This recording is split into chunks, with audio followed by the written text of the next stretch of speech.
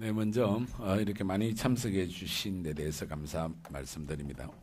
제가 와서 앉아서 쭉 보니까 우리 학부형들께서 열심히 메모도 하시고 이렇게 집중하는 모습 보니까 우리가 여기 학원을 처음 개설했을 때보다 훨씬 더 아마 수업 메가스터디에 대한 그 지역민들의 그 기대와 신뢰가 커졌다 이런 느낌이 들었습니다.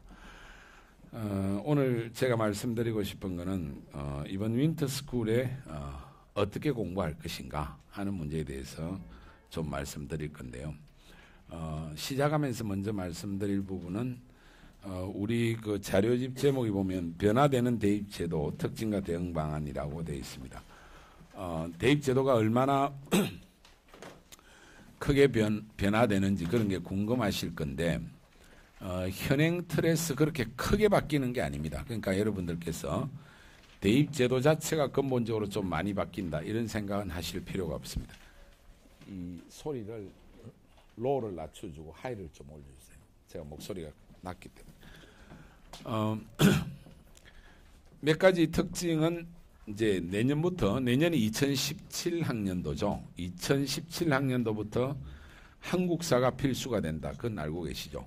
그게 아마 약간 신경이 쓰이실 거고 예비고사 같으면 그 다음에 국어를 이렇게 수준별로 A, B 나누던 것을 하지 않고 그래서 예전의 수능으로 거의 돌아가는 겁니다. 내년부터. 그리고 2018학년도에 영어가 절대평가되는 이런 변화 때문에 예비 고1이나 고2 같은 경우에는 상대적으로 수학의 중요성이 훨씬 더 커졌죠. 영어 자체가 절대평가가 되기 때문에 그렇게 되면 영어에서의 변별력은 좀 떨어질 거니까 그러면 상대적으로 국어하고 수학 쪽에 중요도가 더 커진다. 근데 최근에 수학 자체가 내년부터 개정되는 수학의 아주 큰 특징이 의외로 문이과에서 다 공이 확률 통계가 아주 중요해졌다는 겁니다. 확률 통계가 전체 약 3분의 1 정도가 출제가 됩니다. 그래서 이 부분이 실제로 학생들의 사고력을 많이 요구하는 부분이기 때문에 전체적으로 봤을 때 수학의 중요성이 좀 커졌다 이런 생각을 해주시고 그 방향의 학습을 좀 준비해 주시면 큰 변화는 없다. 근데 전체적으로 가면 대입제도의 특징 자체, 대입제도의 구조를 잘 모르시는 분도 계실 겁니다. 그래서 그 부분을 먼저 조금 설명드릴게요. 크게 바뀐 거는 한국사 필수됐다, 영어 절대평가됐다, 수학의 성격이 좀 달라졌다 이런 거고 지금 현행 입시는 수시와 정시의 구조로 되어 있습니다. 그리고 수시가 이제 한 70%까지 간다고 보면 됩니다. 이게 한 30%. 그래서 대입의 중심이 어느덧 이제 수시로 넘어간 겁니다. 그래서 대부분의 학생들이 여기에 신경을 엄청 쓰거든요. 근데 대입을 수시 중심으로 준비를 하면 실제로 자기가 가고 싶은 대학만큼 못 가고 더 낮은 데 가거나 재수할 가능성이 많습니다. 여기에 좀 함정이 있다는 걸 아셔야 됩니다. 수시가 아니 70%까지 뽑고 수시가 4가지 방식이나 있는데 그리고 원서를 6장이나 쓰는데 왜 안 붙을까 이런 생각을 하시는 분들이 많아요. 고3을 경험해 보신 분들은 알 겁니다. 공부를 한 중간 정도 하고 그냥 대충 대학 가겠다 하면 수시로 대학 가는 건 어렵지 않습니다. 요 수원 요 인근에서 여기 뭐 별 이름 없는 대학들 많이 있지 않습니까? 그죠? 그런 정도의 대학을 가는 거는 학교에서 원서 써주는 대로 가면 다 붙습니다. 그런데 인서울하고 괜찮은 대학을 가려고 했을 때 수시의 실제 합격 가능성은 상당히 낮습니다. 이 고3 혹시 경험해 보신 분 있으면 손 들어 보십시오. 잘 안 붙죠, 그죠? 원서를 6장이나 쓰는데 이거 될 거라고 생각했잖아요. 나중에 하나도 안 된다니까요. 수시가 70%나 뽑고 전형이 4가지인데 4가지가 어떻게 되느냐면 학생부 교과형하고 학생부 종합형 그리고 대학별고사. 이 대학별고사라는 게 주로 논술이죠. 논술 아니면 적성입니다. 그 다음에 이제 실기라 그러는데 이게 특기자 전형입니다. 이렇게 네 가지가 있는데 이 네 가지에서 한 70%까지 뽑고 6장이나 원서를 쓰니까 뭐 이거는 뭐 하나는 되겠지. 고3들이 막연하게 이렇게 생각하다가 큰 꼬 다쳐가지고 지금 여기 벌써 선행반 애들이 깨들어와 있어. 이게 수시가 네 가지라고 생각하는 순간 대입을 잘못 이해하는 겁니다. 네 가지는 대학이 뽑는 방식을 구분해 놓은 카테고리가 네 가지인 겁니다. 그러니까 대학 입시에 있어서 공급자적 관점에서 네 가지인데 대학을 들어가야 되는 교육 수요자인 학생의 관점에서는 결코 네 가지가 아닙니다. 막상 고3 끝날 때쯤 되면 어떤 애는 한 개도 없는 애들이 있어요. 학생부도 개판.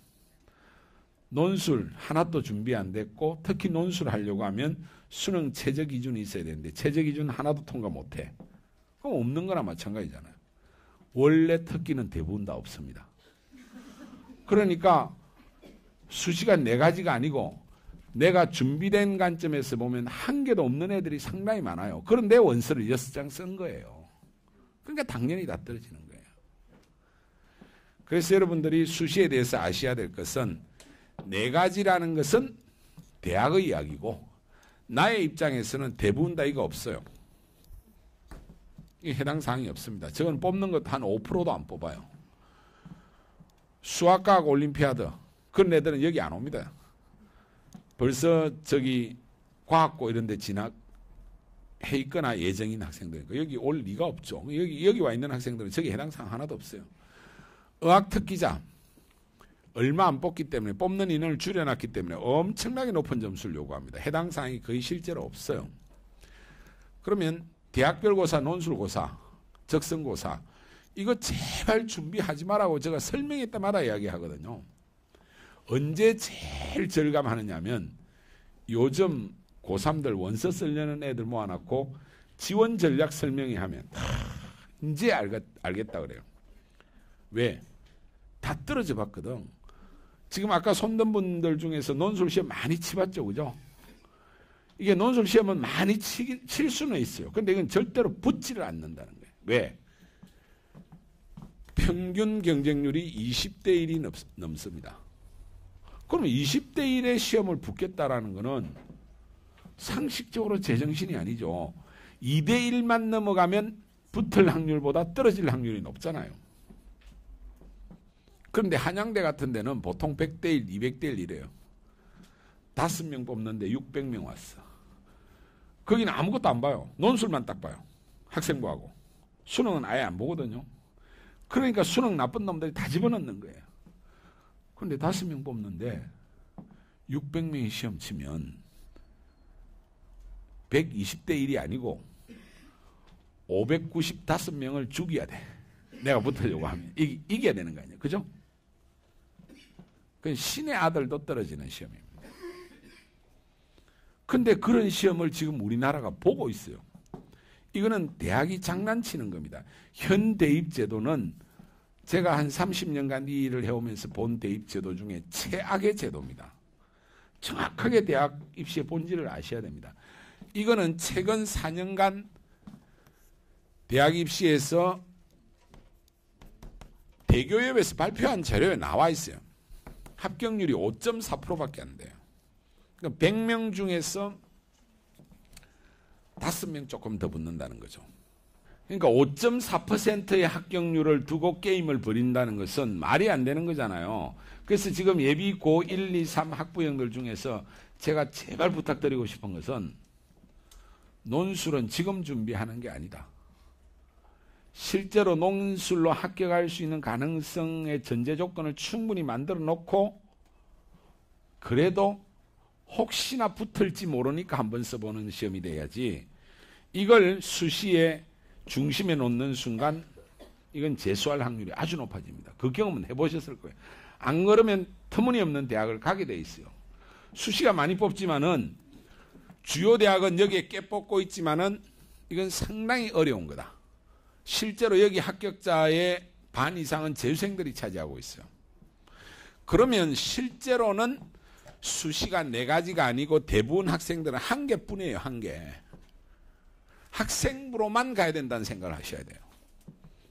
실제로 주위에서 수시로 합격한 사례들을 보면 주로 학생부 합격이에요. 그걸 꼭 아셔야 됩니다. 그래서 지금부터 여러분들이 진짜 더 신경 쓰셔야 될 것은 학교에서 진행되는 학교 시험과 학교에서 진행되는 각종 비교과 학생부의 기록이 가능한 다른 사교육 집단에서 하는 것은 인정을 안 해줍니다. 지금은. 그래서 수시로 대학을 들어가려고 하면 이 학원 말을 들으면 안 되고요. 이거 학원에서 하는 이야기예요. 학교 말을 들어야 돼요. 아시겠습니까? 그리고 학교에서 최상위권에 있는 학생은 현 대입 제도에서는 아주 유리합니다. 학원에서 이런 말 쉽게 안 할 거 아닙니까? 그죠? 근데 이게 사실이에요. 학교에서 모시고 설명회 할 때 수시간 늘어났고 학교 말 잘 들어야 된다고 이야기 안 합니까? 그 말이 진짜로 정답인 겁니다. 근데 학교 말 듣기 어려운 분들이 많단 말이야. 학교 말을 정말 들을 수 있는 학생은 한 학교에 한 학년에 20-30명밖에 없잖아요. 나머지는 학교 가도 별 대접 못 받아. 학생부가 안 좋으니까. 그런데 수시로 가려고 하면 학생부를 끌어올리는 것 외에는 방법이 없습니다. 학원에 가면 거짓말해요. 논술로도 갈 수 있습니다. 적성으로도 갈 수 있습니다. 갈 수 있는 게 아닙니다. 실제로. 합격률이 아주 낮아요. 괜히 학원에 수강료만 갖다 바칩니다. 그래서 주위에서 학원들 실컷 가르쳐 놓고 하나도 합격 못 시켜요. 여러분들 아버님 많이 당해보셨죠? 아니 솔직히 이야기해 보십시오. 네? 그런데도 하셨잖아요. 하셨잖아. 그게 문제잖아. 그 아예 하지 말라는 거예요. 지금부터. 여러분들은 지금 이제 새로 고3 올라갈 거고 고2 올라갈 거고 고1 특히 고1 올라갈 학생들은 정말로 정신을 바짝 차려야 돼. 그리고 좋은 기회가 주어졌어. 왜? 지난 9년간의 전과가 말소가 됐잖아. 이번 겨울을 통해서. 그렇죠? 과거의 아픔이 사라졌다니까요. 이제 올라가서 고 1, 2, 3 잘하면 대학 쉽게 갈 수 있어요. 뭘 잘하면? 학교 내신을 잘하면. 지금 우리나라 입시는요. 학교 교육의 정상화라는 중요한 목표를 위해서 대입제도하고 대학들하고 손발을 맞추고 있어요. 실제로 사교육의 효용이 급격히 떨어지고 있어요. 이 원장님이 좀 안 좋아하실 것 같은데 그래서 사실 심지어 저는 우리 회사에서도 제가 우리 회사의 회장이고 최대주주거든요. 오늘 오기 전에 대표이사가 올라와서 저한테 그러더라고요. 다음 주 목요일 날 하는 설명회에 강연을 회장님이 빠지고 딴 분이 하면 안 될까요? 그러더라고요. 그래서 그렇게 하라고. 근데 그게 무슨 말이냐면 회장님이 가서 너무 정직하게 이야기해서 영업에 방해가 된다는 거예요. 실제로 제가 하는 말 믿어도 됩니다. 나는 우리 회사의 영업이 잘 되는 것보다 학생들이 행복한 게 더 중요하다고 생각합니다. 실제로 학원에다가 돈을 계속 갖다 바치는데 이 대입 구조는 사교육이 제대로 학생들을 대학을 잘 보낼 수 있는 기능성 자체가, 효용성 자체가 옛날보다 훨씬 떨어졌습니다. 쉽게 말하면 사교육의 효과가 옛날보다 훨씬 없는 겁니다. 대학을 잘 가려고 하면 학교 내신 관리를 잘해야 된다고요. 이 사실을 분명히 아셔야 됩니다. 아시겠습니까? 자, 지금 예비 고3 손들어 보십시오. 이제 절망감이 오는 분들이 꽤 있을 겁니다. 그렇죠? 이미 망가졌단 말이에요. 내신. 그죠? 그렇지 않습니까? 그죠? 그래도 고3 올라가서 내신의 모양새를 상당히 상승적으로 만들어 놓으면 상대적으로 학생부 종합형이나 이런 데서 면접 과정이나 서류 심사에서 긍정적인 반응을 받을 가능성이 있기 때문에 3학년 1학기까지는 학생부 관리를 잘 해야 됩니다. 그리고 3학년 1학기 때 반영 비율이 워낙 높은 대학들이 많기 때문에 아직은 내신 관리를 하셔야 되고 고1, 2는 내신 관리 확실하게 하는 것 외에는 답이 없는 겁니다. 논술 이런 건 대학 가는 길이 아닙니다. 극소수의 아주 특별한 학생들한테 가능한 거지 경쟁률이 다 100대 1, 최소 20대 1인데 그 시험을 시험치로 가는 게 나는 안타까운 거예요. 대교협 자체가 최근 4년간 합격률이 5.4%라고 발표했어요. 나쁜 대교협이죠. 그럼 그런 대입 제도를 없애야죠. 그렇지 않습니까? 중복해서 원서 쓰게 해놓고 원서나 팔아먹는 것밖에 없죠. 그래서 이번에 고대가 용기 있게 논술 폐지해버렸잖아요. 2018학년도부터. 그래서 나머지 대학도 따라할 줄 알았는데 아주 나머지 대학들은 진짜 얍삽하게 우리는 천천히 바꾸겠습니다. 그러더라고요. 아직도 장사 더 해먹겠다는 겁니다. 이게 대학의 농간이라는 사실을 아셔야 된다는 거예요. 그래서 내가 이 이야기를 한참 드리는 거예요. 그래서 학생부 교과 아니면 종합으로 가야 되는데 여기 아주대 정도 밑에 수준의 대학은 학생부 교과나 종합이나 아무 차이가 없어요. 뽑는 게 거기서 거기에요. 그런데 상위 10개 대학 지금 다 거기 가고 싶잖아요. 그죠? 그런 대학은 확실하게 달라요. 어떻게 다르냐? 이거 골품 제도가 적용이 됩니다. 그래서 우리나라 대입 제도가 전혀 공정하지 않아요. 학생부 종합형은 특목고 애들만 주로 뽑아요. 연세대, 고려대, 성균관대 이런 대학교가 전혀 공정하지가 않다니까요.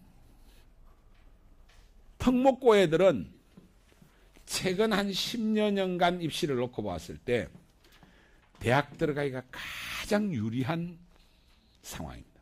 특목고 가면 일단 과학고나 외국어 갔다 하면 대학 가는 거 별 걱정 안 하셔도 됩니다. 혹시 여기 특목고 학생 있으면 손 들어 보십시오. 특목고 한 분. 어머니 왜 오셨는지 모르겠는데 특목고는 이런 데 오시지 마십시오. 특목고는 학교에서 하라는 대로 해야 제일 학교 갑니다. 주로 학생부 종합형으로 갑니다. 요즘. 대놓고 그냥 뽑아버립니다. 서울대도 그렇게 뽑아요. 서울대는 하나고등학교 학생들을 학생부 평점이 4.5인데도 합격을 시켜요. 일반 고등학교 학생부 1.3 이내도 떨어뜨리고. 전혀 우리나라는 평준화도 아니고 공정하지도 않습니다. 이게 골품 제도가 적용되고 있다니까요. 사회가 옛날만큼 공정한 기회가 주어진 사회가 아니잖아요. 그러다 보니까 금수저론, 은수저론 이야기가 우리 사회를 대변하는 상황인데 대학 입시는 실제로 그렇습니다. 그래서 상위 10개 정도 대학은 일반고 애들은 교과를 또 절대적으로 유리하게 뽑습니다. 학생부 교과 전형은 또 특목고 애들 거의 뽑아주질 않아요. 그래서 여러분들은 학생부 일반고인 같으면 상위 10개 대학에 가고 싶으면 학생부 교과로 가야 돼요.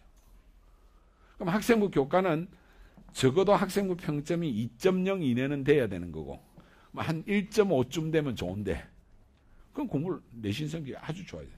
거기에다가 수능 성적이 세계 영역이 최소한 2등급 이상 다 있어야 돼요. 대학 입시가 실제로 이렇습니다. 그런데 여기서 제가 희망이 되는 이야기를 하나 드릴게요. 너무 마음 보니까 상처를 받으신 것 같은데 희망이 뭐냐면 스카이 대학 가봤자 별 소용이 없습니다. 이제. 세상이. 그게 희망 아닙니까? 아니 어머님 세대들까지만 하더라도 지금 여기 오신 어머님 세대들이 몇 학번이 가장 낮죠? 한 구사학번도 계십니까? 한번 손 들어보세요. 아니면 한 구사학번 계실 것 같은데 92학번 정도 손 들어보십시오. 계시죠? 예. 어머님 세대들까지는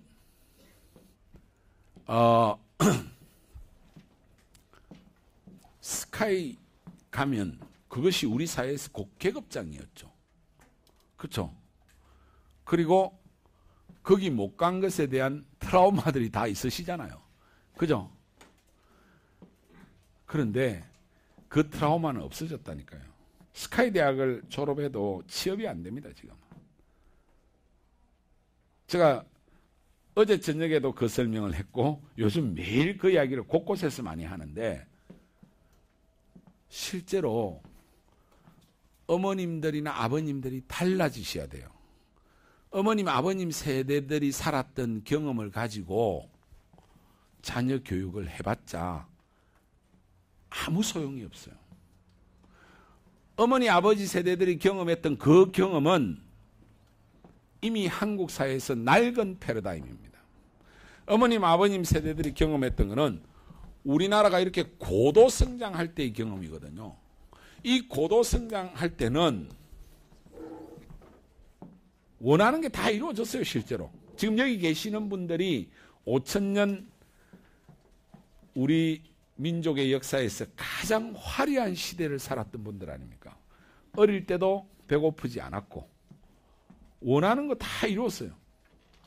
산업화도 멋지게 성공했고 민주화도 주역이고 그리고 직장 들어가면 빨리빨리 승진도 됐고 아파트 사놓으면 몇 년 지나면 따블도 됐고 다 명품은 몇 개씩 걸치고 행복하게 사셨잖아요. 근데 우리 자녀들이 살아갈 앞으로의 세대는 전혀 다른 패러다임의 시대가 온다는 거예요. 저는 그런 생각이 듭니다. 우리 자녀들 생각해 보면 어머님 세대만큼 그렇게 화려한 인생을 절대로 살 수 없어요. 미래는 지금 우리 중고등학생들이 사는 세대는 향후 한 50년 이상은 정말 만만치 않는 우리는 저성장에 들어가 있고 인구 구조를 특히 보면요. 우리 자녀들은 정말 우리가 불쌍히 생각하고 잘 대해줘야 돼요. 왜냐하면 얘들이 사회 진출할 때쯤 되면요. 대한민국이 완전히 초노인공화국이 될 겁니다. 세계에서 가장 노령인구, 65세 이상 노년인구의 비율이 가장 높은 사회예요. 우리나라가 전체 인구에서 30%를 돌파할 가능성이 있습니다. 그러면 인구 부양비라는 게 뭐냐면 생산 연령층 대비해서 부양당하는 사람의 인구 비거든요. 부양당하는 사람은 0세부터 14세 그리고 65세 이상의 사람인데 이 사람 자체의 숫자하고 한참 이래야 될 15세에서부터 64세 사이의 인구의 비가 비슷해집니다. 100이 되는 사회가 와요.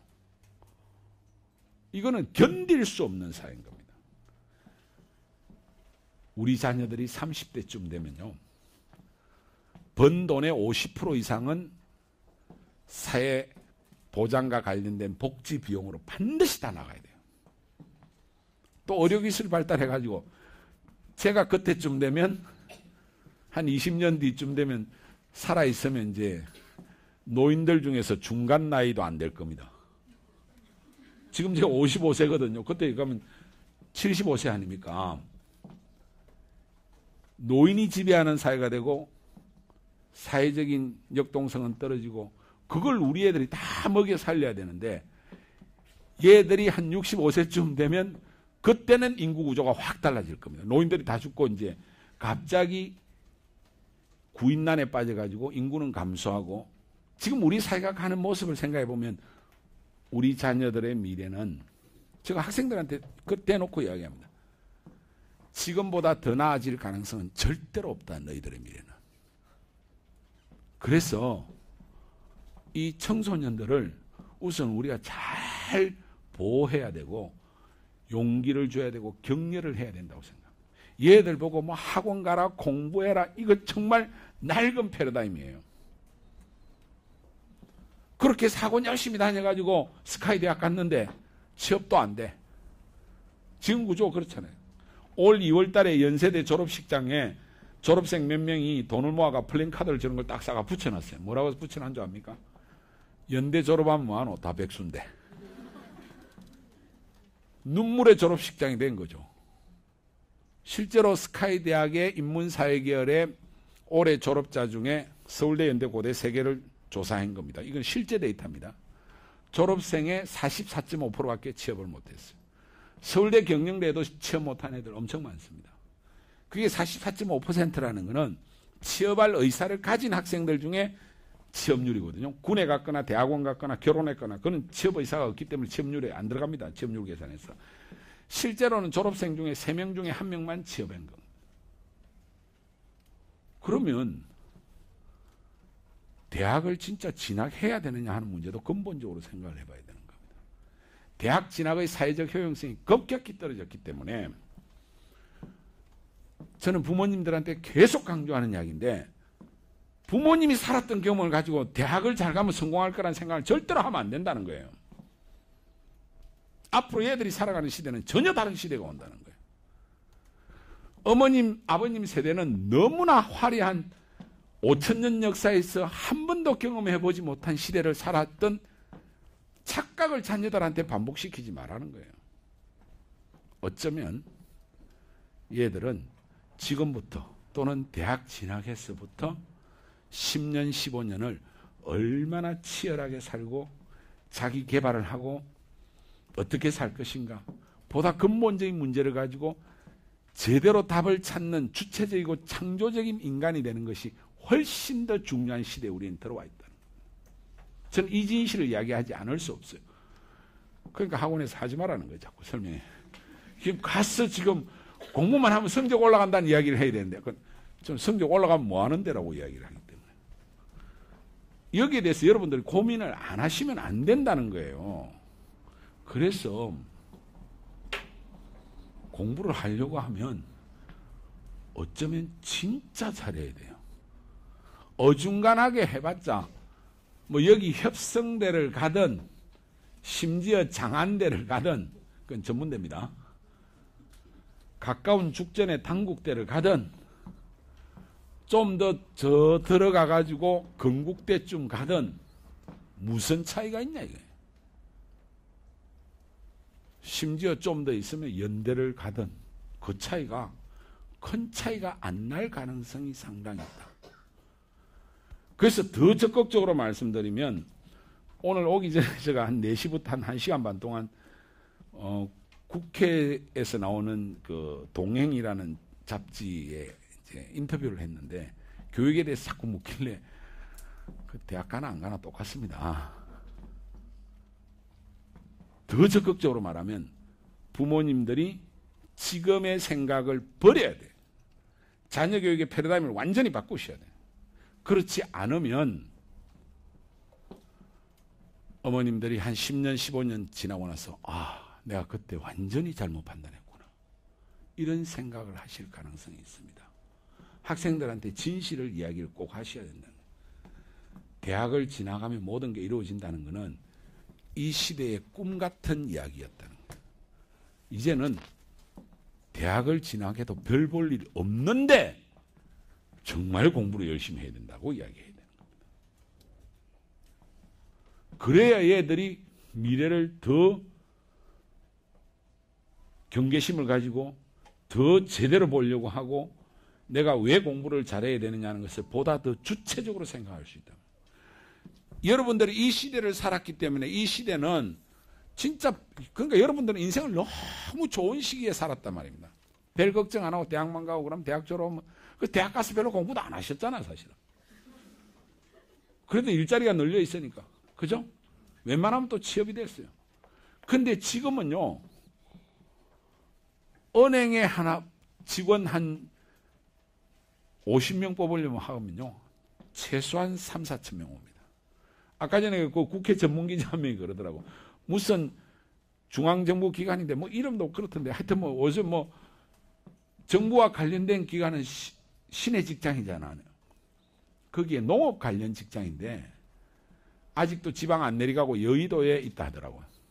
27명 뽑는데 3,600명이 왔대요. 근데 변호사 자격증을 가진 원서를 낸 친구가 40명. 뭐 스펙이 화려해도, 그래서 그 원장하고 어떻게 뽑을까 고민하다가 그 변호사 자격증 있는 이런 애들은 우수한 스펙은 뽑아봤자 좀 다니다가 또 더 좋은 데 갈 거니까 애초부터 서류에서 탈락시키고, 요즘은 마인드가 달라질 수도 있어요. 3,000명 중에서 객관적 성적 기준으로 300등부터 500등 사이를 1차 합격. 잘하는 위에 200명도 이거 뽑아봤자 하나도 도움 안 되니까 299명 탈락. 밑에는 좀 모자라니까 탈락. 중간치 300등부터 500등 사이를 딱 뽑아놓고 그럼 한 200명 뽑아놨잖아요. 그 중에서 면접을 통해서 27명 뽑는 방식을 선택했다고 그러더라고요. 그리고 혹시 그 안에도 스카이 대학 출신들은 가능한 안 뽑는 걸로. 그 어떤 그 중앙정부의 기관의 특징이 그렇다고 그러더라고요. 그래서 상당히 예전하고는 다르다는 사실을 아시고, 어쩌면 저는 우리 학생들이 공부 잘하는 학생보다는 이제는 뭐가 더 경쟁력이 있냐면 착한 학생이 훨씬 더 경쟁력이 있을 겁니다. 웃으시는데요. 이렇게 막 성장하고 사기치고 이런 것들이, 이때는 사기도 쉽게 통했어요. 웬만하면 모든 게 다 성장하니까. 아까 전에 내가 인터뷰하면서도 그런 이야기를 했어요. 아버님들은 이해하실 건데, 우리가 이 시기에 살 때는요, 사업을 해도 은행 돈을 잘 굴리고 뻥튀기 잘하고 이렇게 해가지고 한 방에 와장창 해서 크게 벌 수 있거든요. 그게 대표적인 사업이 부동산 개발 시행 사업 이런 겁니다. 예를 들어서 저기 땅이 낡은 집들도 있고 한데 저걸 다 사들여서 재개발을 해서 아파트를 몇 채 지어서 분양하면 저 한 방에 1,000억을 벌겠는데, 이런 계산이 이때는 가능했어요.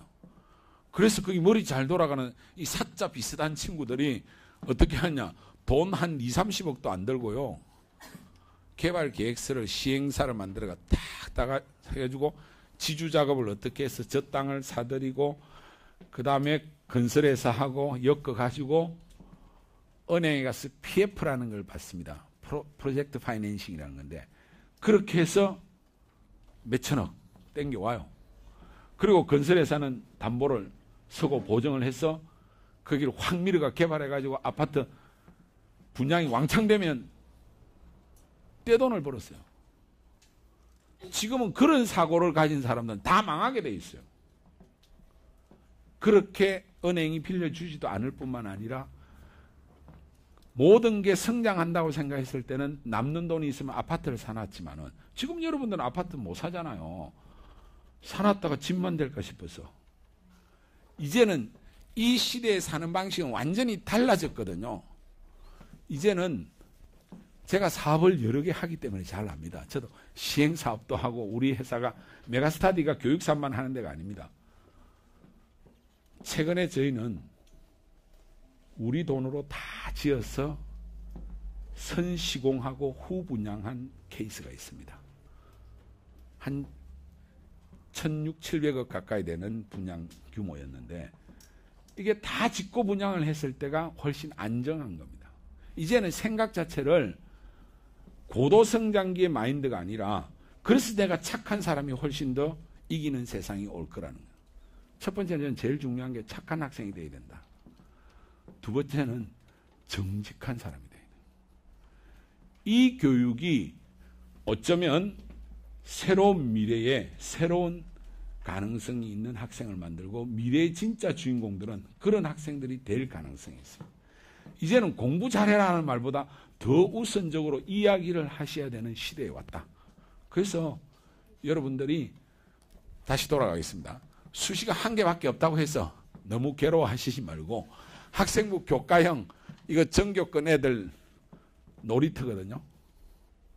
그러면 전교권이 안 되는 애들은 어떻게 해야 되느냐.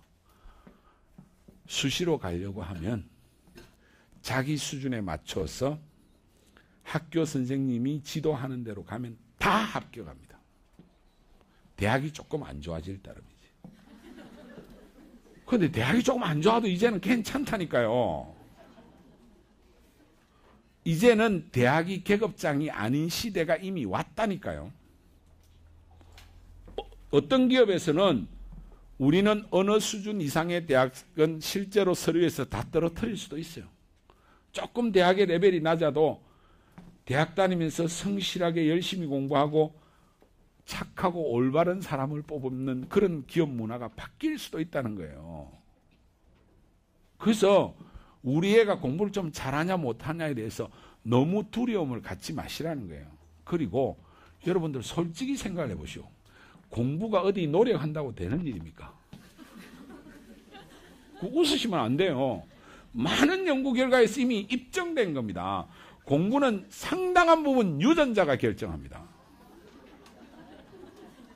왜 그 불편한 진실을 자꾸 왜? 그래서 제가 학생들한테 그런 이야기를 합니다. 우리 애가 공부를 못하면 그건 학생이 노력 안 한 것도 좀 원인은 되긴 합니다만은 노력 안 하는 것조차도 유전돼요. 안 그래요? 그래서 대부분 공부 좀 못하는 거는 거의 80~90%는 부모님 책임이에요. 그러니까 제가 갑자기 인상이 펴지고 이거 내 책임 아니구나. 저런 놈을 불효자라 그럽니다. 그래 하면 안 되겠죠, 그지? 그래서 저는 이번 겨울에 여러분들이 수업 메가스터디 윈터스쿨을 정말 잘 활용하시기 바랍니다. 근데 그럼 내가 여기 와서 다니지 말라고 이야기할까요, 그냥? 잘 활용하시기 바라는데 잘 활용하는 데 있어서 아주 중요한 전제 조건이 두 개라는 거예요. 하나는 세상이 바뀌고 있고 대학 입시의 본질을 정확하게 이해하시라는 거예요. 대학 입시 이런 거 별로 있으나 마나다. 수시는 한 개뿐이다. 학생부 끌어올려야 된다. 그런데 지금 한 개 이야기합니다. 한 개 더 좀 이따 이야기할게요. 이 수시가 두 개도 될 수 있고 세 개도 될 수 있어요. 여러분들이 노력하느냐에 따라서. 뭐에 따라서? 죽었던 논술이 절대 합격으로 가는 길은 아직 남아있어요. 그게 무슨 말이냐면 수능을 엄청 잘 보면 이걸 무시하면 안 됩니다. 수능 체제라는 게 말이 잘못된 겁니다. 수능 자격만 통과하면 붙을 수 있는 대학들이 꽤 있어요. 연대나 이대는 그거 통과가 가장 어려운 겁니다. 연대 같으면 문과면 4개 영역 등급 합이 6 이내가 돼야 되고 이화여대 스크랜턴 학부는 3개 영역 등급 합이 4 이내예요. 그 정도면 원래 정시에도 붙어 이거는. 그래서 수시를 나는 타고나기를 한 개밖에 안 타고났어. 내 골품이 성골도 아니고 진골도 아니고 육두품도 안 되는 오두품이라서 오두품 되면 한 개도 없는 거하고 비슷합니다. 이게 두품 이야기가 못 알아듣는 거 아닙니까? 옛날 제일 높은 게 성골이고 그 다음 진골, 육두품, 오두품, 사두품 이렇게 갑니다. 한 진골쯤 되면 학생부 교과가 좋아서 갈 수 있는 거예요. 근데 진골도 안 되고 육두품, 오두품, 사두품은 어떻게 해야 되느냐? 수능을 왕창 끌어올리면 이건 별 볼 일 없는데 또 이 중에서도 수능 조건이 높은 데가 있어요. 그럼 갈 수 있어요. 근데 논술에서는 그 조건이 높은 대학들이 있기 때문에 수시가 갑자기 한 개밖에 없던 내 태생적 한계가 2개로 바뀐다는 거예요. 이게 가장 고급스러운 대입 전략입니다. 그렇게 되면 정시는 자동 해결되잖아요. 그래서 현행 대입 구조는 앞으로 2018-19년도까지 큰 변화 없이 아까 국사가 들어갔으니까 어떻게 해야 되냐 그런 또 혹시 고민 고3들 하실 수 있는데 국사 공부는 한 개도 안 해야 됩니다. 장난 같은 문제밖에 안 나와요. 3등급 이내만 들어가면 되거든요. 그냥 대충 공부해도 다 들어갑니다. 안 들어가면 저한테 오십시오. 제가 한 5시간만 강의해 주면 돈 안 받고 해드릴 테니까 3등급 안에 들어갈 수 있습니다. 그래서 국사는 있으나 마나 한 과목이니까 걱정하시지 마라. 괜히 학원들은 뻥칩니다. 한국사라는 과목이 하나 더 들어갔기 때문에 이거 만만하게 보면 안 됩니다. 그럼 말 되는 이야기지. 근데 시험 문제를 보면요, 그게 금방 사기라는 걸 알 수 있습니다. 시험 문제가 무지 쉽게 나왔어요, 지금까지. 아시겠습니까? 그래서 신경 안 써도 된다. 영어 절대평가 들어가면 뭐 과목 하나 없어졌다고 생각하면 되는 거고. 그래서 본질은 결국은 이 구조는 그대로 가는데, 이 구조의 본질은 수능이라는 가장 보편적인 시험의 토대 위에 이걸 올려야 돼요. 이거 위에 수시와 정시라는 입시가 있는데, 이 토대 위에 수시를 우선적으로 노리면서 마지막 정시의 배수의 진은 치놔야 된다. 대학 입시를 수시에 올인하는 순간 이건 위험하다는 거예요. 수시에 올인할 수 있는 애들은 전교 1등부터 5등 안에는 올인해도 됩니다. 수시에 올인해도 되는 애들은 전교 1등부터 5등 안에 있는 애만 가능한 겁니다. 그 외의 애들이 수시에 올인하는 순간 그거는 재수할 가능성이 높아요. 수능을 토대로 정시와 수시를 전략적으로 공략하는 게 현행 입시다. 이렇게 이해하시면 됩니다. 요 인식 하나를 가지면서 또 동시에 대학이 우리의 운명을 결정한 가능성은 그렇게 높지 않기 때문에 마음의 여유를 가지고 넉넉하게 대하면 되고, 그 다음에 어디 공부가 노력한다고 되냐, 유전자가 중요한데 이 생각도 분명히 수용하면서 넉넉한 마음으로 이번 겨울방학을 여러분들이 넘어가고, 그래서 한번 여러분들의 공부 인생을 바꾸고 혁명을 일으켜야 된다는, 그런 마음 없이 조급하게, 내가 어머니들 하는 거 보면 제가 정말 안타까워서 계속 이야기를 합니다. 그렇게 개고생해가지고 이렇게 대학 보내봤자 나중에 허당이 될 건데, 돈만 날리는 게 될 건데. 어떤 어머니는 그럽니다. 우리 집 아들을 뭐로 보는데, 우리 집은 성골 중에 성골이야. 초등학교 때부터 지금까지 거의 1등을 놓친 적이 없어. 우리 아들은 틀림없이 의사 될 거야. 최소한 연고대 의대는 갈 제목이야. 함부로 보지 마. 어머니 착각하고 계신 겁니다. 두 가지 면에서 착각해요. 의사가 곧 별 볼 일 없는 직업이 될 가능성이 높아요. 이제 존재하는 모든 직업들은 세상이 워낙 빠른 속도로 바뀌기 때문에 우리가 지금 생각했던 직업의 개념이 달라질 가능성이 있다는 거죠. 미래학자들이 얼마나 그런 이야기를 많이 합니까? 그대로 다 되고 있지 않습니까? 지금 어머니 아버지들은 직업을 한 개를 자꾸 생각하잖아요. 그래서 안정직, 교대 가는 게 좋아, 공무원이 좋아 이러는데요. 얘들 100살, 120살까지 살 건데 직업을 한 개 가지고 살겠습니까? 세상이 얼마나 빠른 속도로 변합니까? 지금 여러분들 한번 되돌아보십시오. 저는 생각을 해보면요, 제가 초등학교, 중학교 다닐 때는 구석기 시대 같아. 실제로요, 우리 논에 가서 모심기도 하고, 겨울에는 어머님 세대하고 제가 조금 누이인데, 양지 바른 데서 내복 벗어가지고요, 이를 딱 이 잡는 소리 못 들어보셨죠? 그게 이렇게 딱 찾아가 딱 누르면 딱 원장님도 잡으셨죠? 그죠? 전 이런 걸 경험했던 세대예요. 그리고 양은 도시락 들고 다녔고요. 이거들이 지금 급식 이 차원이 다르잖아요. 그러다가 전화가 없었어요. 전화가 시골에. 우리 집에 전화가 하나 생기니까 우리 집은 동네에서 제일 잘 사는 집이야. 그것도 전화를 이렇게 막 돌려가지고, 그것도 교환을 통해가지고, 저 고향이 창원인데 부산에 전화 한번 하면요, 30분에서 1시간 뒤에 연결돼요. 요즘 애들이 상상이 안 되는 세상이에요. 그게 불과 몇십 년 전이에요. 그러다가 내가 고등학교 딱 들어가니까, 고등학교 3학년 때쯤 되니까 DDD라는 게 나왔어요. DDD는 아실 것 같은데, 장거리 전화를 연결하지 않고 직접, 근데 지금 여기 뭐 031 이런 거 붙은 게 끝에 붙은 거예요. 그래가지고 다이얼을 다 여러 개 돌려야 돼. 그러면 이게 바로 연결돼. 와, 놀라운 세상이 됐다고 생각해요. 그러다가 제가 대학 졸업하고 좀 있으니까 90년대 들어오면 삐삐가 나타났어요. 삐삐가. 그게 얼마나 놀라운 일이냐면 아무나 하고 연락할 수 있어. 그 전에는요 연락하는 게 정말 어려웠거든요. 근데 지금 어떻습니까? 근데 지금 들고 다니는 휴대폰 이거 곧 없어질 거예요. IoT니 온갖 기술들이 나오기 때문에. 그래서 의사들도 저는 한 15년 안에 편의점 주인이 될 거라고 생각합니다. 의료가 더 고도화되면서 분명히 우리 몸 안에 앞으로 5년 내지 10년 안에 칩이나 아니면 웨어러블 기기가 다 박힐 겁니다. 그래서 전 국민의 건강 시스템을 결국 중앙정부가 통제할 가능성이 가장 높아요. 그래서 이분이 보니까 당뇨가 좀 있으셔. 그래서 가정한 겁니다. 죄송합니다.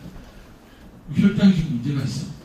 그러면 다 중앙에서 자동 체크를 하겠죠. 사람이 하는 게 아니라 아이디 누구? 이거 혈당이 문제인데 30분 더 지속되면 사람 쓰러지겠는데 그럼 바로 연락이 오겠죠. 지금 문제가 있으니까 인슐린을 맞아야 될 것 같은데 좋지 바랍니다. 자기도 내가 상태가 그렇구나. 오케이 하면 바로 예약이 되고 제일 가까운 편의점 같은 데서 이 아이디 환자가 오기를 기다리고 있다가 들어오면 조치해 주겠죠. 이거 누구나 지금 예상하고 있는데 그렇게 되면 될수록 기술의 중요성이 더 커지겠죠. 사람의 판단 능력이나 행위 능력은 줄어들겠죠. 그래서 한번 생각해 보십시오. 20-30년 전에 라이센스는 정말 금값이었는데 지금 변호사 같은 경우는 이미 끝나가고 있잖아요. 의사도 그런 시대가 될 겁니다. 그래서 지금 마인드를 가지고 우리 애를 의사 만들면 서울에 나왔으니까 앞으로 내 한을 풀었다. 세상이 달라져서 못 풀 수도 있고 근데 또 그 아들이 정말 또 그 분야에서 비즈니스 능력도 있고 탁월해가지고 정말 탁월한 의사가 되면 더 크게 될 수도 있어요.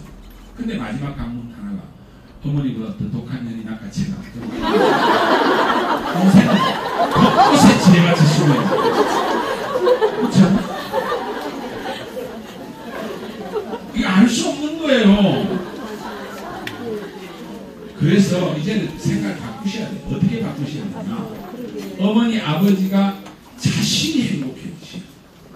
자신이 행복해져서 자녀들에게 행복 바이러스를 팍팍 감염시키고 우리 자녀들이 당당하고 훌륭한 인격이 될 수 있도록 잘 키우는 일이 이제는 새로운 시대의 부모의 역할이다. 그래서 마지막 제가 결론적인 이야기 할게요. 이번 수업 메가스타디에서 윈터스코어에 정말로 성공하려고 하면 그건 꼭 해야죠. 저를 원장님이 부르신 중요한 이유 중에 하나인데 그리고 또 제가 틀린 이야기 하는 게 아니에요. 아무 생각 없이 예전에 그런 마인드를 가지고 지금 우리 시대의 학부모들이 사교육을 대하는 태도는 안 바꾸면 안 된다고 생각합니다. 사교육을 잘 시키면 우리 자녀를 성공시키냐? 그건 아니다라는 거예요. 왜? 대학 가서 걔가 스카이를 갔는데 별 취업 못한다니까. 또 취업을 했다 치자. 애가 역동성도 없고 창의성도 없고 성함도 별로 없고 뭐 어정쩡하다. 그럼 경쟁력이 없는 거예요. 미래 사회는 기능성보다는 인성이 더 중요한 시대가 된다고 얼마나들 이야기합니까? 그러니까 그냥 마구 공부 잘해라 하면 안 된다는 거예요. 또 마구 공부 잘해라 해가지고 원래 되지도 않는다고 했잖아요. 유전자 때문에. 그래서 이번 겨울에 저는 우선 뭘 하셔야 되냐면 어머니 아버지의 벽을 허물어 들으셔야 두 분 사이에 벽이 많아. 진짜 왜 나란히 앉아서 잘 계시는 것 같죠. 그죠? 자기 교육에 대해서 이거 입장차가 너무 커. 어머니는 무조건 내가 남들 하는 만큼 해야 된다. 우리 아들을 우리 딸을 남들 해줄 만큼 해야 된다. 누 집에는 뭐 어느 학원에 가서 성적이 올라갔고 여기 수원에서는 안 돼. 강남까지 가야 돼. 벨란 엄마들도 많이 있어. 아버지는 미쳤나 이런 생각을 하고 계시고 그럼 안 되는 거예요. 두 분이 소통을 충분히 하시고 자녀 교육에 대해서 진짜 하나된 마음을 만드는 게 훨씬 더 급습니다. 이번 겨울에 그걸 하시라. 그렇게 하다 보면요, 다 원인을 찾아요. 그러다 보면 이제 서로 다 깔까. 그래, 초등학교부터 고등학교에 성질도 다 갖다 놓자.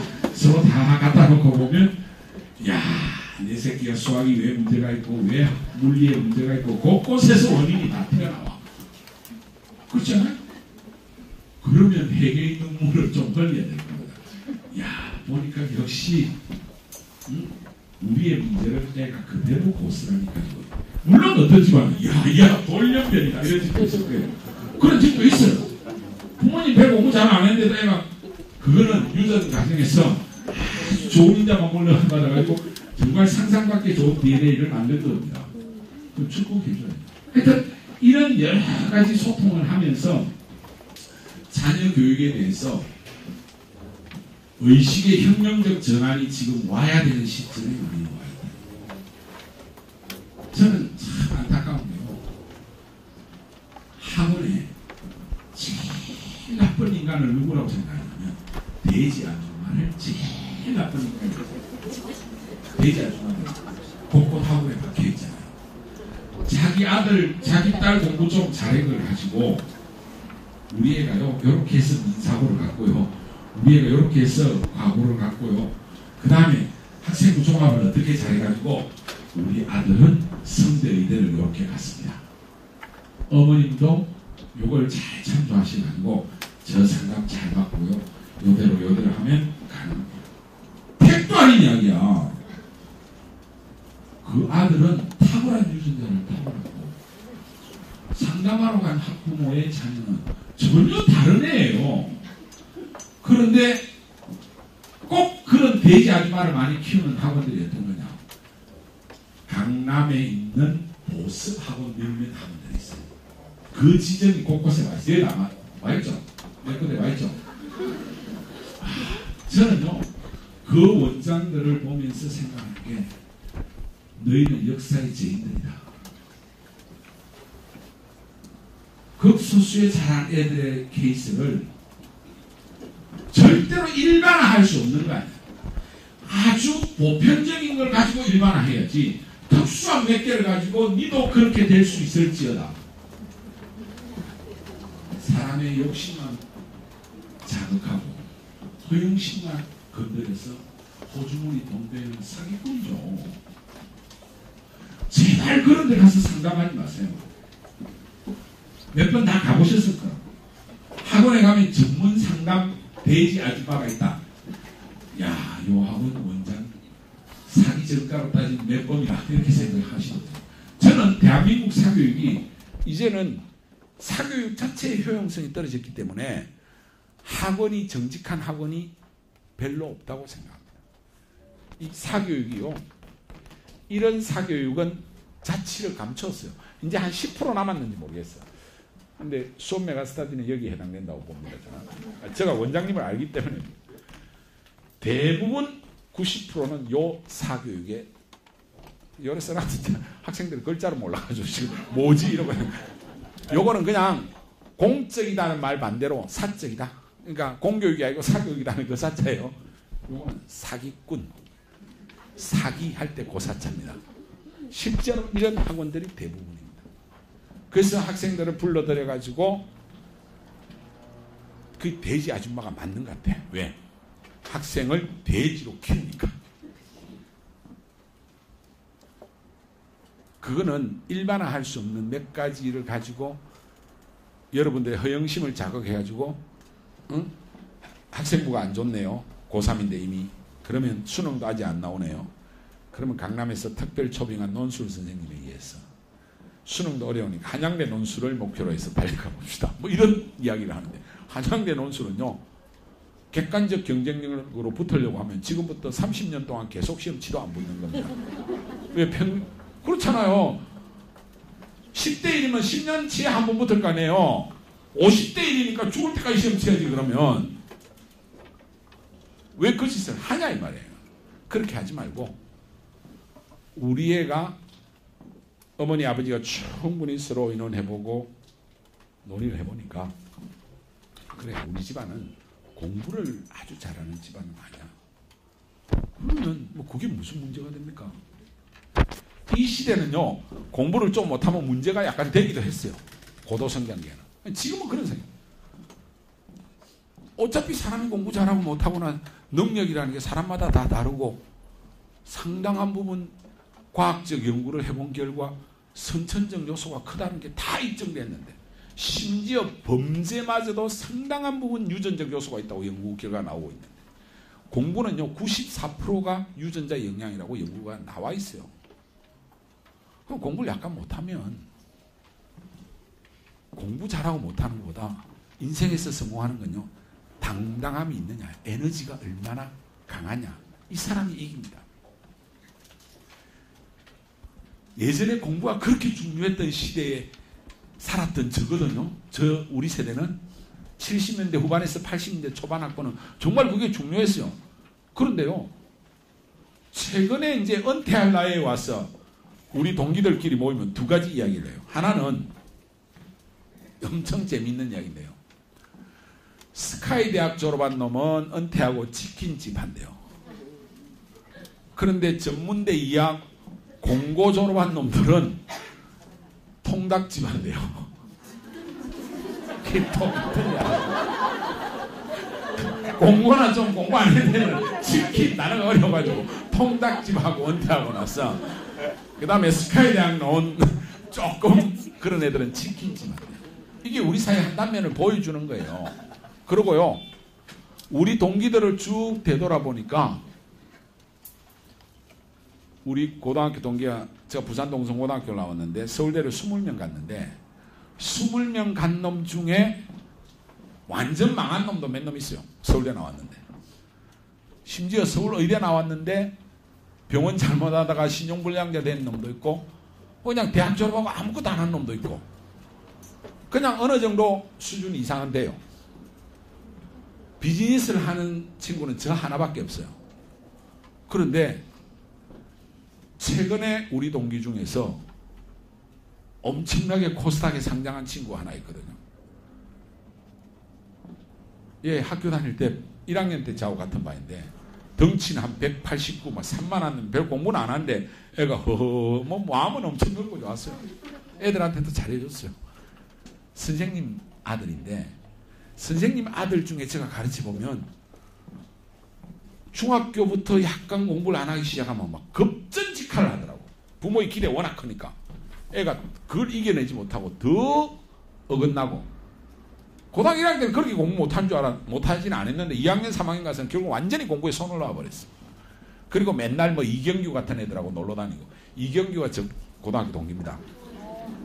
그렇게 잘 놀던 애 중에 대표적으로 성공한 놈이 지금 몇 놈 있어요. 제일 성공한 놈이 이경규고, 이놈이, 그 애는 되게 착했거든요.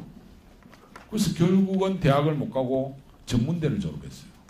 그 전문대 졸업해가지고 부모는 얼마나 마음이 아팠겠어요. 그래도 애가 착하니까 나쁜 짓은 안 하는 거죠. 그래서 졸업하고 나서 그래도 지도 열심히 살라고 국제시장에서, 부산 국제시장에서 화학약품을 이렇게 파는 조그마한 가게를 했어요. 뭐 그게 뭐 잘 되겠습니까? 경험도 없는 20몇 살짜리가 이것저것 하다가 말아먹고, 그 다음에 갑자기 모형 비행기를 만들어가지고, 장난감 비행기예요. 그걸 만들어가 팔고 앉아있는 거예요. 그래서 우리가 볼 때마다 와, 저 새끼 덩치에 전혀 안 어울리는 짓을 한다. 요만한 거 만드니까. 그러더만 또 한 번 파산했다 하더라고. 그래서 쟤는 비즈니스 감각이 없는가 보다. 그 뒤에 내한테 찾아와가지고 자기가 보잉사 날개를 제작하는 회사를 만들 거래요. 그래서 내가 와, 이게 완전히 미쳤구나. 그래서 실제로 미국에 가서 자기가 다 따낼 수 있고 많이 이야기를 한대요. 네 영어는 어떻게 하는데? 그러니까 저는 서울대 나오도 영어를 못하거든요. 영어? 맨날 왔다 갔다 하면 그냥 돼. 왔다 갔다 하니까 되는 거예요, 얘가. 그래서 투자를 하라 그러더라고. 그래서 서울공대 나온 내 친구한테 물어봤어. 야가 이럴 때, 야야야, 그거 절대로 안 된다. 지금 뭐 좀 하려고 하는 것 같긴 한데 보잉하고 뭐 계약을 한 거 맞는 것 같긴 한데 하면 안 된대요. 그래서 저는 투자를 안 했어요. 그런데 서울의대에 나온 친구 한 명은 그냥 뭐 저분들이가 너무 친했어. 그래서 80억 투자해주고 이렇게 했는데 갑자기 어느 날부터 이 회사가 날개를 달기 시작해가지고요. 지금 이미 수주한 돈이 한 10조 원 가까이 물량을 앞으로 한 30년간 수주를 했대요. 어마어마한 수주를 하고 있는 거죠. 그리고 이번에 코스닥에 상장해가지고 시가총액 한 3천억짜리 회사를 딱 띄우더라고. 그래서 우리들 지금 다들 깜짝 놀래가지고 이 세상이 어떻게 된 거냐.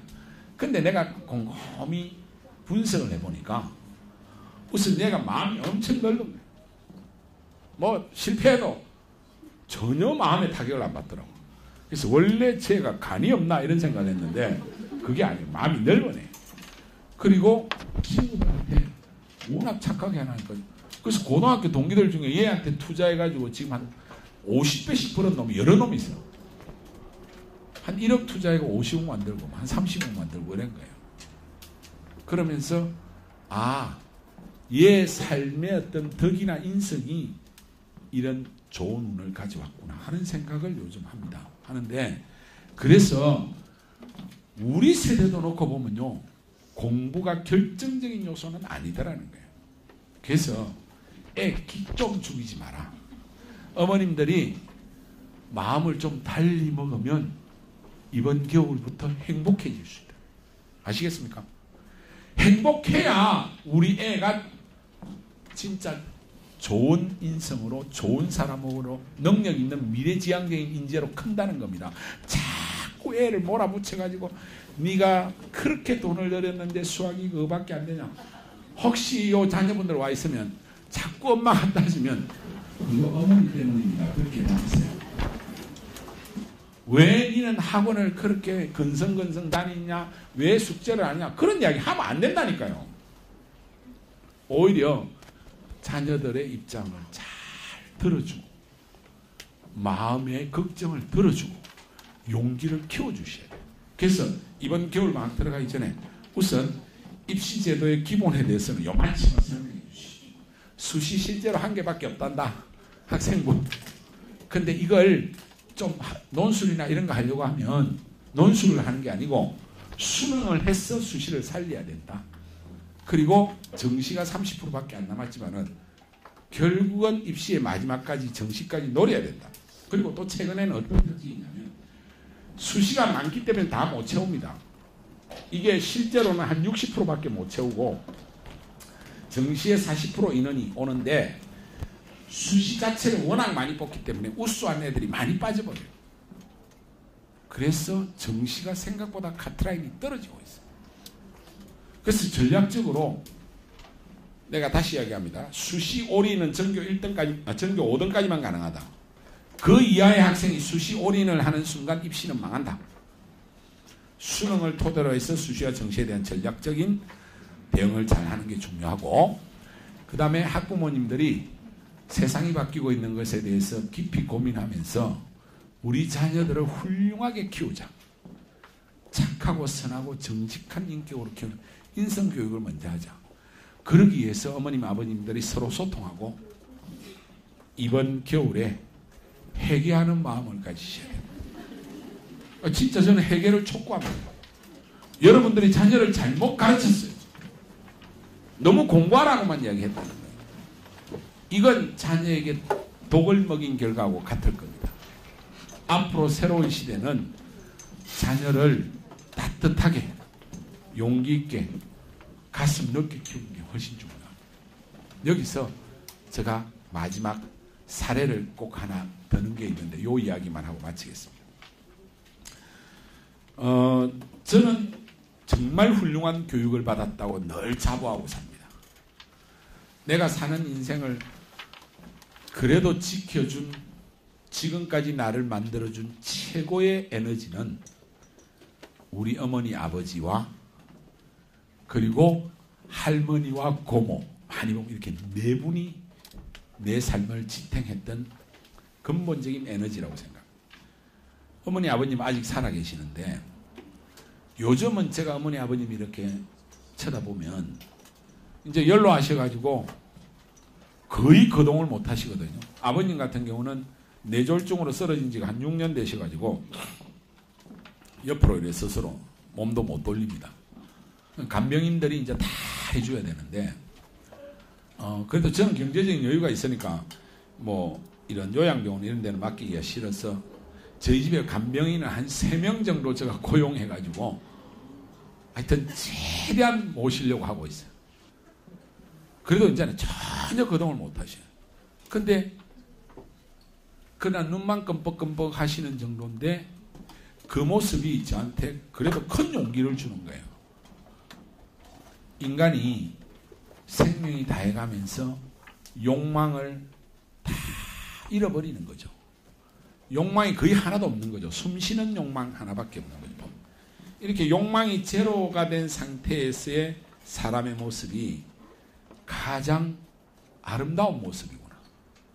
전 그래서 일요일마다 우리 집에서 우리 식구들끼리 모여서 예배를 드리는데 아버지하고 이렇게 하면서 그 이야기를 자주 합니다. 아버지가 너무 지금 살아계신다고 고통스럽겠지만은 우리한테 큰 가르침을 준다. 인생이 욕망을 어떻게 제로로 만들어가면서 한 인생을 마무리할 거냐를 온갖 고통을 당하면서도 자녀한테 보여준다면 저 인생은 훌륭한 인생이다. 어떻게 보면 숨만 쉬고 있는 게 이게 정말 불쌍한 것 같지만은 그래도 돌아가시려면 벌써 돌아가셨는데 하루 이틀 더 버티는 게 자녀들한테 희망이다. 부모는 그런 희망이 되어야 된다고 생각합니다. 그리고 돌아가신 할머니가 저한테 엄청나게 크게 영향을 줬는데 그 할머니의 마음이 우리 부모님들의 마음이 됐으면 하는 바람을 가지고 제가 마지막으로 말씀드리겠습니다. 우리 할머니는 1905년쯤 태어나셨는가 하여튼 그 20세기 초반에 막 태어난 분입니다.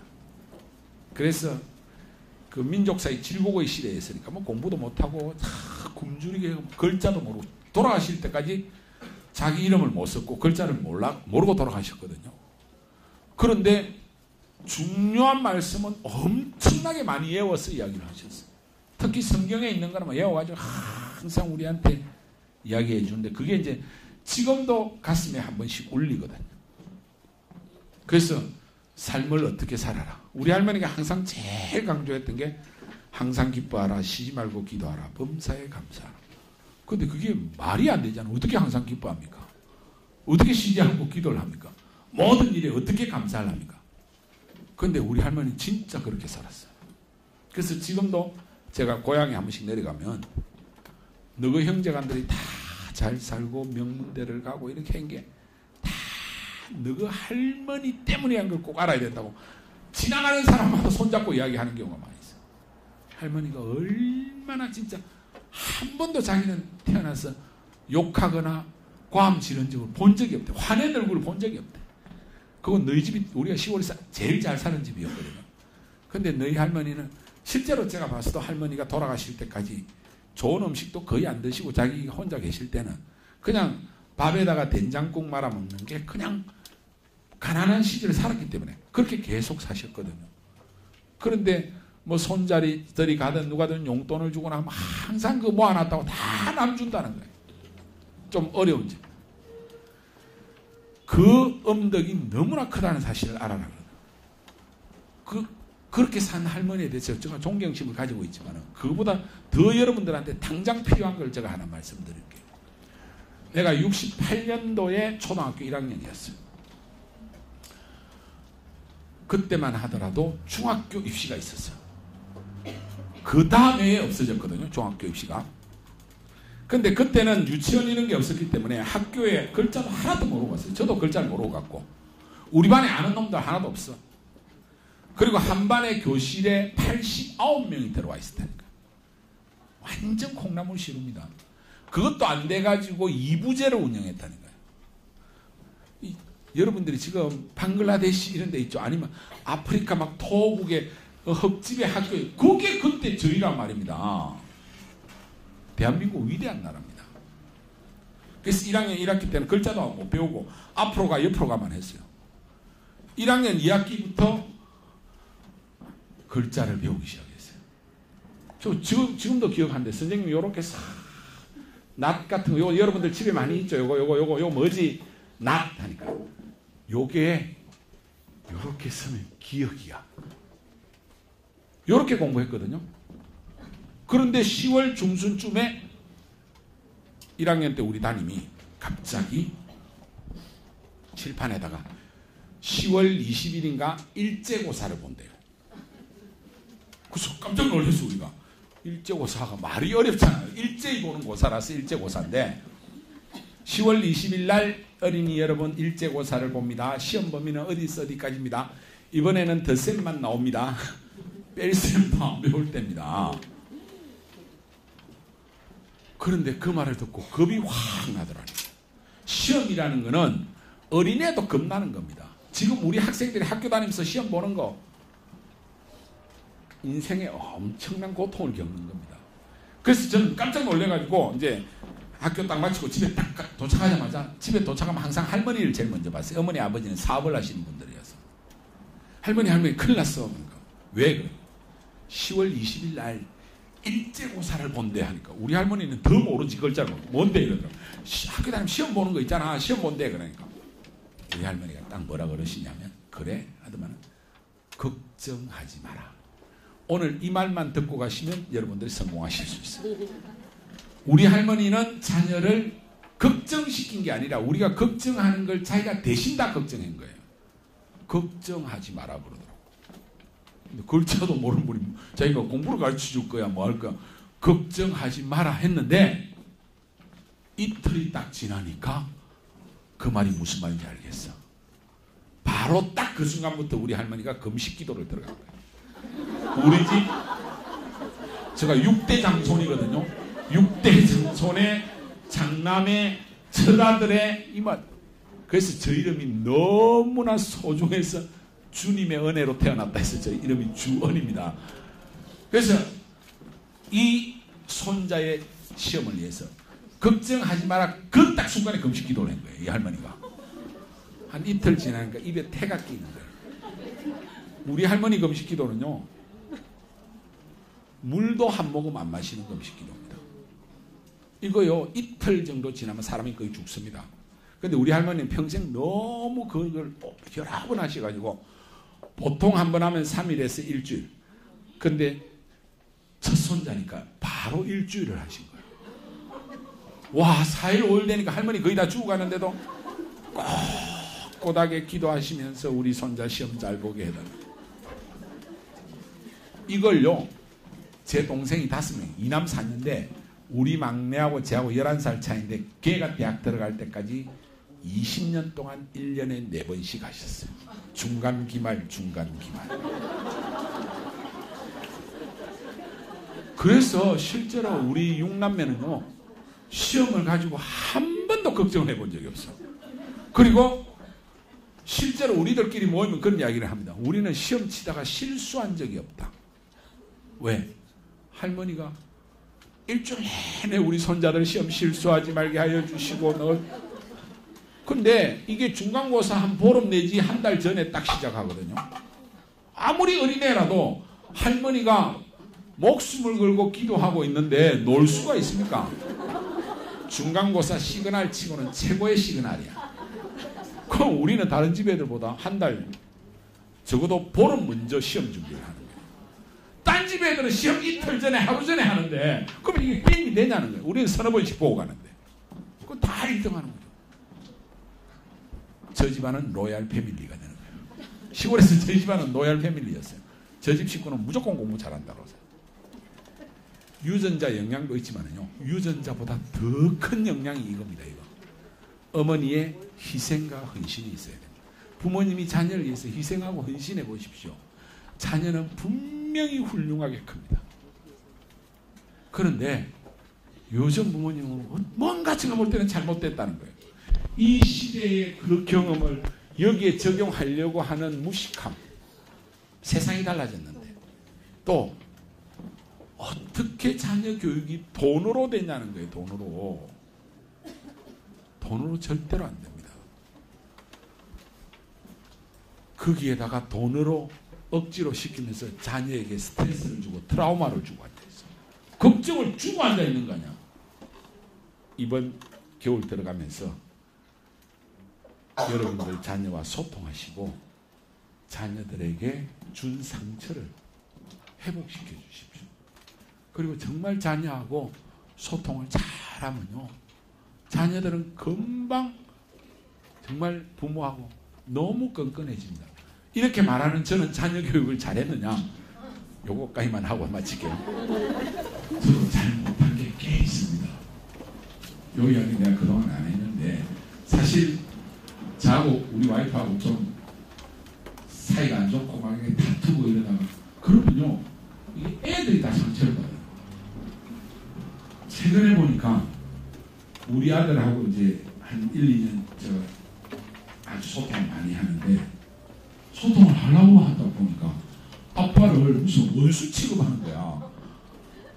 아빠는 엄마를 괴롭힌 사람. 지가 볼 때도 이게 객관적으로 보이거든. 제가 이래도 또 한성질 할 때도 있거든요. 그러니까 옆에서 딱 보니까 처음에는 상대를 안 하려는 거예요, 저한테. 근데 한 1년 좀 더 됐어요. 계속 대화를 하고 지 이야기 들어주고 하니까 내가 알던 사람 아니네, 이 양반. 생각이 엄청 달라지는 것 같아요. 요새는 저하고 주로 이야기를 하려고 그래요. 이야기를 많이 하는 게 되게 중요해요. 어젯밤에도 얘가 이번에 수능을 쳤는데 수능을 망쳐서 다시 한다고 그러더라고요. 그래서 내가 다시 하라고 그랬는데, 그 중2 제 머리 잘 못 갔습니다. 아니면 저보다 우리 마누라 유전자를 좀 더 닮은, 죄송합니다, 이 여자애가 해서 하여튼 근데 얘가 수능 한번 더 보겠다, 다시 하겠다 그러더라고. 딱 시험 치고 나서 첫날은 저한테 그러더라고. 야, 시험 점수 말해봐.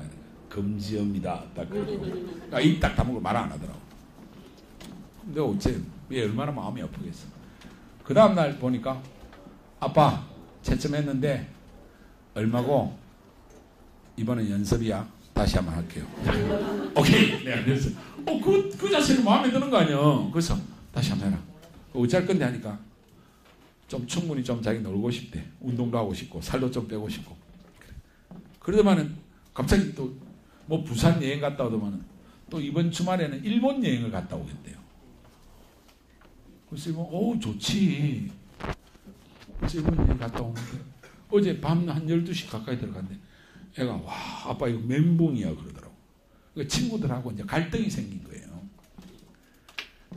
이제 아빠가 돈이 좀 있다 해가지고 친구들이 적당히 우리 아들한테 다 넘긴 거예요. 그 5놈 여행 가는 비용을. 근데 얘가 마음이 약해가지고 이제 비행기표를 끊고 해야 되니까 지 카드로 다 끊은 거예요. 물론 제 카드입니다. 그래서 와, 근데 이 새끼들 너무한 것 같아. 내가 들어봐도 좀 너무한 것 같아. 그런데 야, 걔들이 또 무슨 생각일지 모르니까 무조건 걔들에 대해서 스트레스를 받지 말고 이야기를 잘 해봐야 되는데, 이제 같이 가는 멤버들 중에 한 형이 나이가 되게 많아요.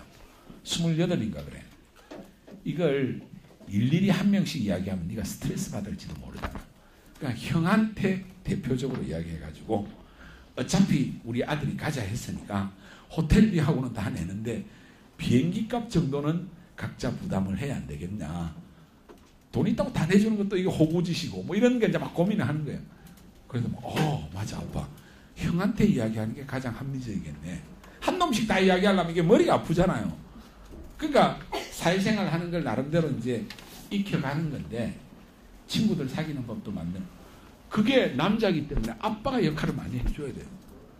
그러니까 갑자기 스트레스가 싹 풀리고 오늘 막 아침 6시부터 또 나가가 운동하고 막 준비하고 난리를 막 여행사 갔다 오고 오늘 또 신났어.